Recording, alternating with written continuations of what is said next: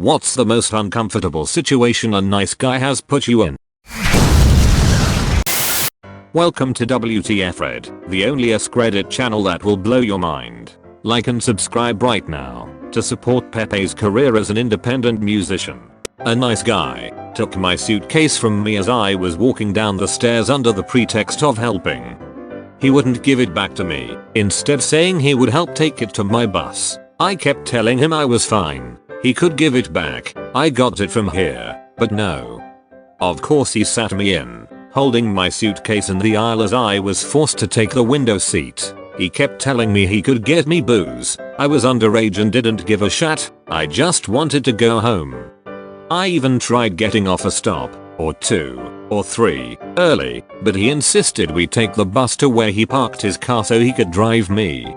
I was terrified.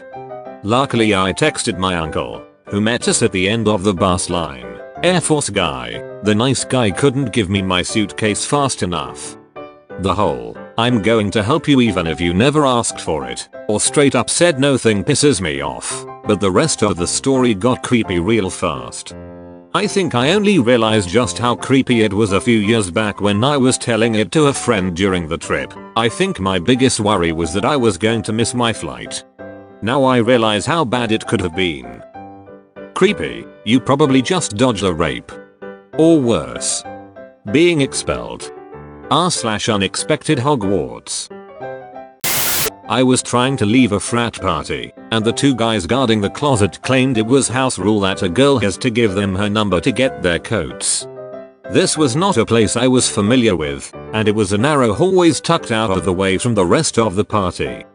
They were larger than me, drunk as duck, and kept trying to sweet talk me into staying upstairs with them instead because they're so nice.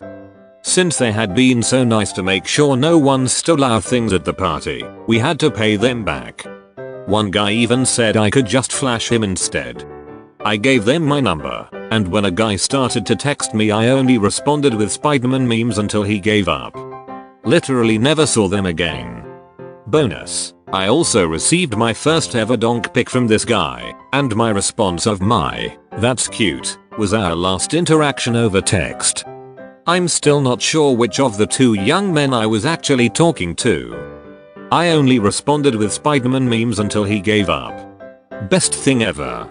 A risky gambit. It had a good chance of making him more attracted. I am gonna start responding to creepy texts with memes now. Thanks for the idea. Last semester of college I had a class with this weird and obviously desperate, but super awkward and negative guy. He acted really fake to boot. He always tried talking to me, but his intentions were super obvious, aka women are not human. They are this elusive thing and I need to catch one of them one day. I ran into the guy at the college shuttle. He said hi to me, and I did respond with a simple hi. I didn't really know him, so I left it at that. He sat behind me and starts audibly and angrily muttering to himself about how girls don't pay attention to him and that he just tries and tries so hard, yada yada yada. That he's being nice, but they're just witches, etc. It was so uncomfortable and he kept bitching the whole time. I wasn't physically reacting, of course. Why won't these ducking witches see how nice I am? This is how incels think. I have had this. It's ducking cray guy walked me home, spent ages at the door trying to say goodbye to him, wishing him a good evening. After a long time of him looking at me expectantly he finally walks away throwing his hands in the air muttering about why he even bothers. I did not ask him to walk me home. He walked you home, and you didn't offer him the traditional blowjob and marriage proposal, so I can see why he was pissed. Some of us are out here marrying every person that has walked us home, and here you are just snubbing them. Probably some radical suffragette to boot. I bet she voted in her local elections, the slut. She probably went inside and prayed to her effigy of feminism for the death of all penis kind. The standard payment for the service he provided is 1 sex. Second date. A nice guy surprise proposed me in a mall surrounded by too many people. Oh god, too soon. At least wait until the third date. Too late, I ran away. Good, that was definitely a bad situation. Also, pulls out ring. Too soon. At least wait until the third reply. Too late. They already ran away. My parents were dating for a week when my dad proposed to my mom and they were married for 34 years. Until he went crazy, racked up lots of debt, fired a gun at my mother, and spent about 2 years in jail. Should have waited for third week. I had a friend who, between the ages of 17 and 20, proposed to every girl he dated after about a week or two. I don't know where he got the idea from, but he just legitimately thought that was the done thing. I know this because when I had been with my boyfriend at the time for 2 months, he apparently kept asking him why he hadn't popped the question yet. 2 of the girls in question were either pregnant or had just had a baby by someone who'd walked out, so they were delighted at the offer of a daddy for their baby. He told them straight up that he would be prepared to legally adopt the kid and be their father.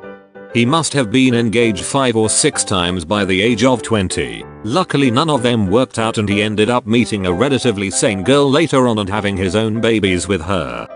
Did you by any chance grow up in a country town in the 18th century? That's about the one scenario under which I could understand your friend's actions. The guy was probably around not only when the dinosaurs were born but when dirt became a thing. He was super nice and calm, but no was not an answer for him. Let me walk you to your car. I didn't drive.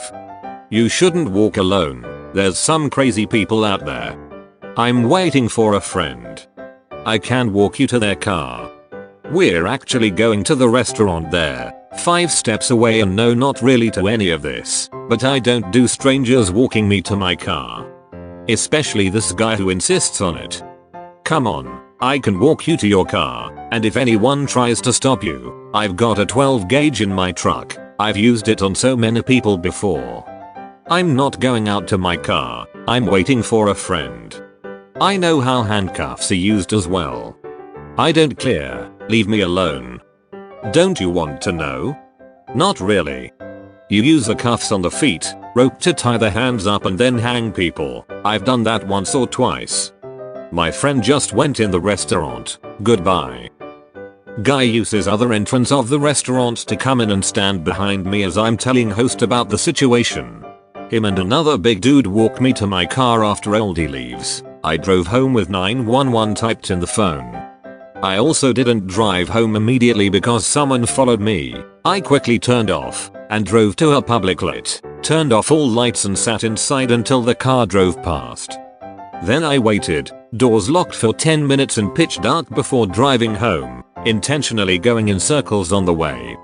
Bragging about his handcuff, rope, and shotgun skills that he keeps in his car. Jesus, that's a serial killer. Or Dennis Reynolds. I have to have my tools. Hey girl, you know I have a total kill streak of 43, right? You should date me. Oh, doesn't everyone keep their rape kit in the car? That's horrendous. As a reasonably big dude, it's easy to forget the threat that women face so regularly. Any danger I face is generally gonna be pretty obvious. The fact that women have to constantly consider exit strategies, avoid being alone with strange men, or sometimes even men they actually know, or carefully word replies to guys for fear of a sudden freakout is terrifying. The worst part is seeing someone in mid freakout change their tune when a guy, husband, boyfriend, family friend enters the picture. They go from Hulk smash to, well, I guess I'll be going in just a few seconds. I was at a party when Nice Guy shows up. He's an old friend of the host who's known for being nice on paper but a complete asshole misogynistic IRL. I tried to keep my distance from him as I'd had scary run-ins with him before when he was drunk. He noticed my avoidance and would not leave me alone, so when he took off to piss in the bushes, I quickly went inside to the spare bedroom and shut the door behind me so I could have a minute to breathe. Not even 5 minutes later, the door swings wide open. Hey buddy, I was looking for you. He comes in and latches the door shut behind him, stomach sinks, then sits down behind me and starts aggressively rubbing my shoulders. Why are your shoulders so tense, buddy? After a beat, I stand up and say, dude, this is super creepy, I'm out. He responds, massages are creepy to you? No wonder you're single. I don't know what needs to happen to a person to make them this oblivious to their own duckery. Oblivious people don't lock the door behind them. I knew a similarly completely oblivious guy who would always bitch about how the problem was girls in Philly, South Jersey, where we're from, despite his friends telling him directly how creepy everything he did was. I haven't seen him in years and I'm so thankful. Dude locked the door, he knows what he's doing. Plausible deniability, the eternal refuge of the creepy nice guy. Source, was creepy nice guy for far too long. How'd you realize you were that guy? I sort of wish it was a big cathartic moment. It was a few things. I got away from a religious circle that viewed marriage and having babies as the point of everything. Real paternalistic shirt which fueled the women as goals not people. I got laid, which helped separate love and lust in my mind. I wasn't in love with every girl I met. I was just horny. I also got into a short-lived relationship with a girl that I was too intimidated by to do any creep moves on, and it helped me to view women as people. What a novel concept. I also started working on me. I got hobbies that took me out of the house and started meeting girls who were into the stuff I was into. This is where I met my wife. Probably the ultimate badge of having made a full recovery was a few months ago at work. Some of the younger women were discussing some low-octane creepy stuff dudes had tried to pull on them. I tried to offer some insight, citing my past life as a creep. They laughed at that like, you know. So, huzzah. Thanks for tuning in for this WtfRedd episode. Don't forget to like and subscribe to the one and only Askreddit channel that will blow your mind every time.